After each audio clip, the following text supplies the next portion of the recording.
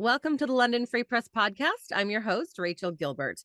The wheels are moving on implementing some of the first steps of London's health and homelessness whole of community response, with the first 3 homelessness hubs being approved and 1 affordable housing building opening today. So on today's podcast, I'm talking with Randy Richmond, who's been following the plan from the very beginning with a $25 million anonymous donation to help London's homeless community, to get an update on where we stand. Hi, Randy. How are you?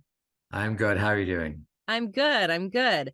There's lots happening with homelessness, and we're trying to get prepared for the winter because we know the colder months are coming, but there's so much going on that it's a little bit confusing. So let's start with the hubs, because we talked about opening 15 hubs originally, and 3 were just approved by council earlier this week or last week. Is that right? Correct. They're approved by council. The first 3 hubs, they were hoping to get 3 to 5 this year. Looks like they're going to get 3. Most of the beds are opening by mid-December. I think it's about just over 70 beds overall. Mm-hmm. And the hubs, of course, are the places where kind of 2 kinds of services, but basically you can walk in and get a respite bed, kind of like what we used to call a crash bed. And there's sort of longer term transitional beds where you're kind of referred there or you work your way towards that. And that's kind of a longer term step towards housing. Okay. So the hubs are the one part of the new homelessness system. They were approved, not without some debate and some controversy, but they so far are going ahead as planned. So where are the first 3 going to be opening? Where are they going to be located? Right. And just to make things even more confusing, some of the hubs have multiple sites. So it's I see. Okay. Right. So the Canadian Mental Health Association and Thames Valley Addiction Services, they're opening 1 hub on 2 sites. One is at 566 Dundas, which is where my sister's place is. That's going to be respite beds. They also plan to open a place, transitional beds, for about 20 of them at Fanshawe Park Road West, 705. So that's kind of the controversy. We can get back to that. The at LOSA Family Healing Services is opening a hub for Indigenous people at a site at Parkwood Hospital.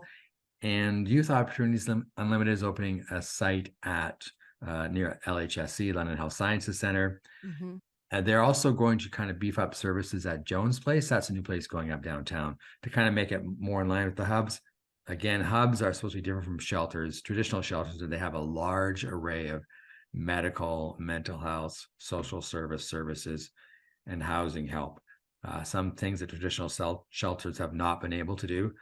The hubs plan to have a lot more services. So that's why YOU wants to beef up kind of an existing or soon to be built shelter. That's where it gets all confusing. Different sites, different organizations. Yeah. So there's 3 organizations, but 5 sites for the 3 hubs. Yes. Is that right? Okay. All right. Just to be clear. 3, 4. Yeah, basically, yeah. Okay. Right. Yeah. And are these for men, women, and children, or who are they for? Because the Youth Opportunities is obviously for youth, and at LOSA is for the Indigenous population. Right. And CMHA, Thames Valley Addiction, is for women only. Okay. So those 3 priority groups have been, they consider the most needy at the moment. Not that in general, the general male population is not in need, but these 3 were kind of the first to come online and our priority populations. Okay. So that's why those 3 groups get the first 3 hubs. Now, the one site, which is going to be on Fanshawe Park Road, is actually the site of a hotel at the moment. So there's been a lot of controversy around, first of all, the location, Northwest London, affluent area, and also because it's a hotel, and some people actually live in that hotel at the moment. Is that right? Right. And there's been a bit of a confusion about who lives there and how much help they're getting. At the council meeting, city staff was asked about that. It's the weird thing about this thing too, is that the requests for proposals came in. So city staff, the city hall's not actually running them. So they're relying on other people's further answers. So we kind of got 2 answers at that council meeting. The ward councillor, Corinne Raman, had letters from some people saying we are, living precariously, and if you kick us out, we're in trouble. Whereas city staff was saying, Canadian Mental Health Association is saying, no, we're going to help people find homes, and it's largely people, it's a transitional place, including some people apparently who are waiting for the homes to close their homes or to buy homes. So kind of confusion there. We're going to be looking at that more as we go on, because of course, there's always NIMBYism. There always is going to be. This was the first test of that for this council. But there's a concern that by creating space for homeless people, we're actually going to make other people homeless.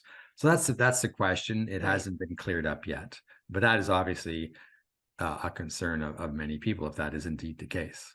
Let's kind of address the NIMBYism, because that was a major discussion at council, and you kind of talked about that already. But the whole point of this whole of community response is to help people who are homeless, obviously, but there's been so many complaints about London's downtown, and that's where everybody is. But then at the same time, we don't seem to want them anywhere else in the city. So talk about some of the arguments maybe for and against putting this hub in Northwest London and other areas of the city that are not typically seeing homeless people. Right. And, you can sympathize with some of the residents, their feelings. I mean, here we have a restaurant and an inn that's going to be changed into a shelter for homeless women. So it's a bit of a shock to a neighborhood system, and it's not what people are used to. On the other hand, the hub plan from the start was going to be putting hubs in different places. And the councillors for the downtown and East London made impassioned pleas to start sharing the burden around. And they didn't use the word burden. They use the word help. And they said it's time for all Londoners to help out. The point, there's pros and cons of having all the services in one area. The pros are that people can access them. The cons are that a concentration of services can make neighborhoods a little bit challenging. They can make them a little more dangerous for people, or at least feel dangerous for people. So, I can see both sides, but the NIMBYism is something that's going to have to be overcome if this plan is going to work. And it was a key vote in that way. It was a 9-6 vote for that particular hub. And, there were lots of people arguing on both sides, but ultimately, councillors said we can't let this first one fall by the wayside because of NIMBYism. And, it does meet some of the criteria. It's not right smack in the middle of housing. It's close to houses for sure. But, it is still on a large commercial road, and it's still on an artery, as they call it. And it's still, it's not in the middle of, Oak Ridge, like houses surrounding it, that kind of a thing. Sure. So now it's still going to planning. It still has to be rezoned. So could be a bit more of a battle there as well for the rezoning. One thing about this hub, though, is that it's for women who are already on their way to getting housing.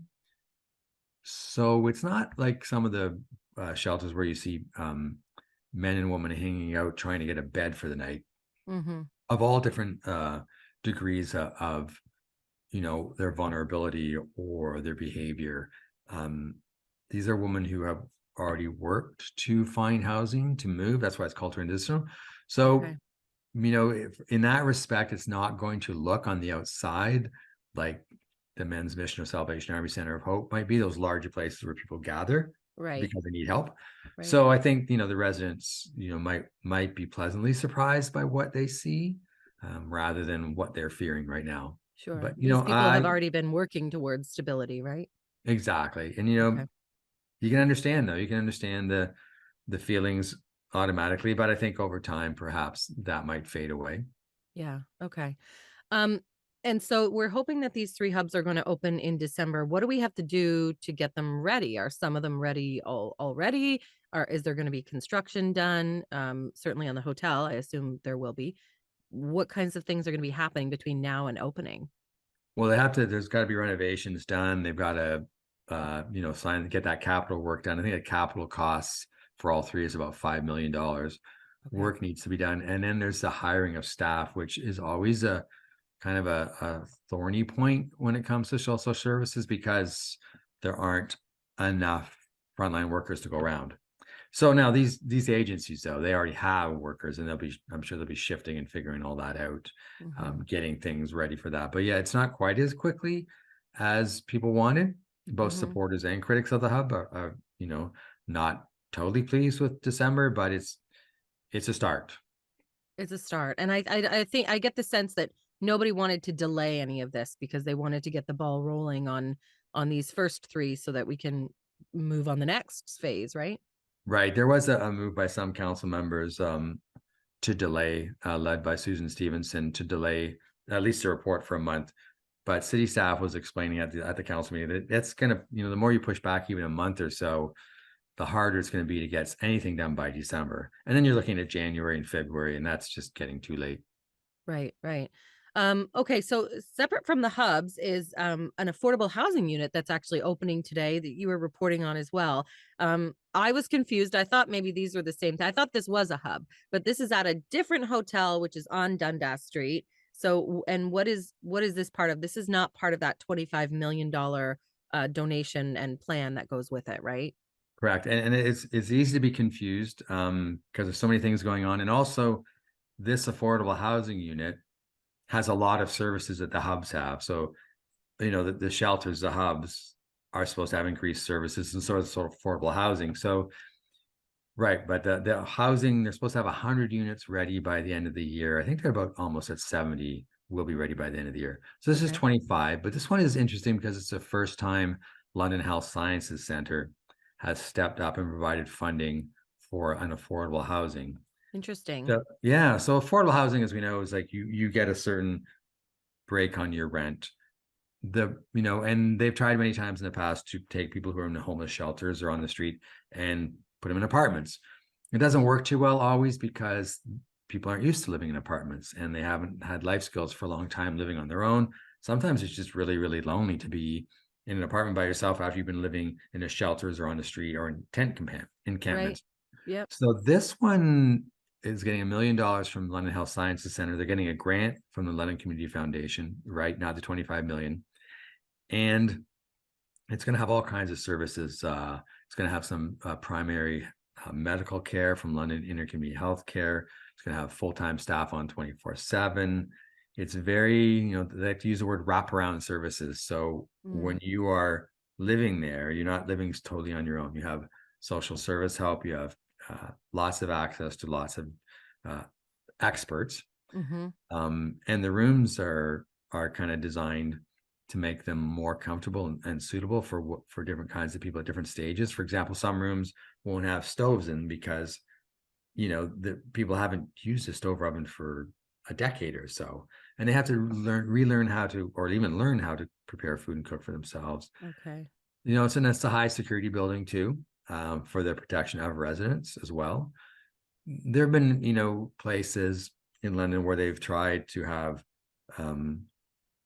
units for people who were formerly homeless, and it just hasn't worked out, partly because once somebody finds you have a place and they want to stay there, then your friends want to stay there, and it just doesn't work out well. So this one, they're taking a much more, I think, planned approach.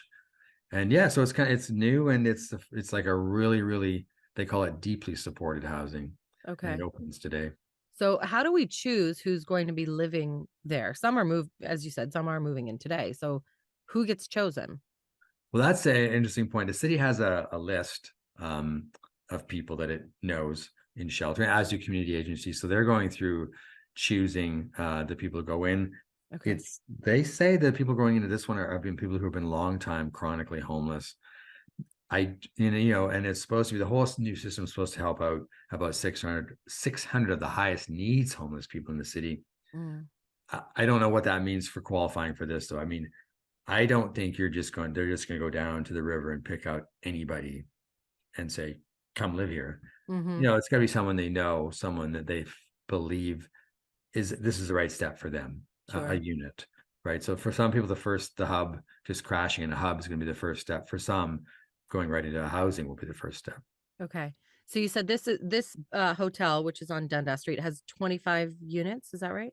25 units. Some of them are double, so there might be more than 25 eventually. Right now, they're going to 25 people. Yeah. Okay, and we're hoping for 600 by With the end of the year? 600 over the next few years, Oh, the next 100 few by the years, end of sorry. this year. Now, Okay, I believe there's 100. about 70 online right now. This is the one that has the most intense kind of supports. And why this one is significant as well is this whole process started last year with City Hall and London Health Sciences Center and St. Joseph's Healthcare getting together and saying, we have to marry healthcare and homelessness. You can't just give someone a room Mm. and have them go to the hospital 20 times a month, right? It doesn't work out. We have to kind of combine the two. So this is a really good example of that combination where the housing people, London Cares, and healthcare people, LHSC, are banding together. That's kind of the novel part of it. Another novel part of this. So, it's who knows if it's going to work. It certainly seems to have better foundation than, just saying to someone who's been living in a tent for 20 years, here's a room in an apartment building. Yeah. And good luck, Yeah, here. good luck. Yeah. They already know some people need supports with Right. life skills and things like that. Yeah. And there's the street level sex worker at risk network that has been helping street level sex workers for several years now. They've taken this approach, so it's not the first time somebody's done a wraparound approach, but it's very intensive. It's very labor intensive, and so this is kind of the first sort of general population, I guess you could call it, kind of shelter like this, or sorry, apartment unit like this. Yeah. You say in your article that the homeless hubs, and I assume probably affordable housing are more than just shelter. It's about more than just, giving them a place to stay. What do you mean by that? Well, the hubs, for example, you're going to, as I said, get medical care. So, if you're going to walk into there with, a frostbitten foot or something like that, you're not going to then have to go, find your way to the hospital, get that taken care of. People will descend upon you to help, or you'll get transportation to the hospital. So there's that. But the hubs as well, there's a focus on housing. That's a main focus as well. Once you're in a transitional bed, you start working on where can you stay permanently, or at least for the next couple of years. So there's kind of that focus. Lennon has always said has long said it's housing first, but there hasn't been a lot always to match that mantra. And the affordable housing units, again, you're getting all that care and support. I mean, the whole point is to try to keep you in those four walls, within those four walls. Have a sense of community, but have a sense of privacy. Don't feel like you're abandoned either way, abandoned on the street or abandoned in an apartment building. Yeah. So there'll be a lot of contact with a lot of people. And that's what they say about, homelessness and addiction is, you need contact with people in order to get out of the trouble, to get out of the dilemma you're in. Now the hubs in these affordable housing are also going to have, like, the hubs especially will be a harm reduction approach. So, there's controversy over that, about allowing drug use in hubs. Right. But that's called low barrier harm reduction. Proponents say it's happening in shelters anyway, so you might as well say, okay, let's do it safely. So there's a lot going on for sure in both places, and there's lots of confusion over hubs and housing, and part of that is because they're all offering so many more services than shelters and housing did before. Right. Okay, well, let's kind of talk about the next steps, maybe looking forward to the end of the year, and then maybe the beginning, I guess just the winter, like the beginning of next year. These 3 homeless hubs are opening. We're looking at more affordable housing units. What else is going to be on the table, looking to be planned? What are we looking at? Well, there's a few things the homeless network is still working on. One of that is staffing issues, because there's so many different workers making so many different rates of pay at so many different organizations. They're going to try to bring them all together, get them at least standardized training, standardized, not ethics, but standardized practices, things like that. That in itself seems like a big job. It's a huge one. Yeah. But that's kind of going to be longer term. They're going to try to get some more hubs online quickly, because 3 is the minimum they wanted this year.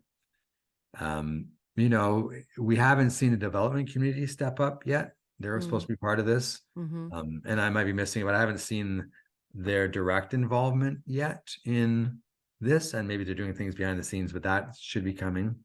So we're going to have to see more hubs, more housing.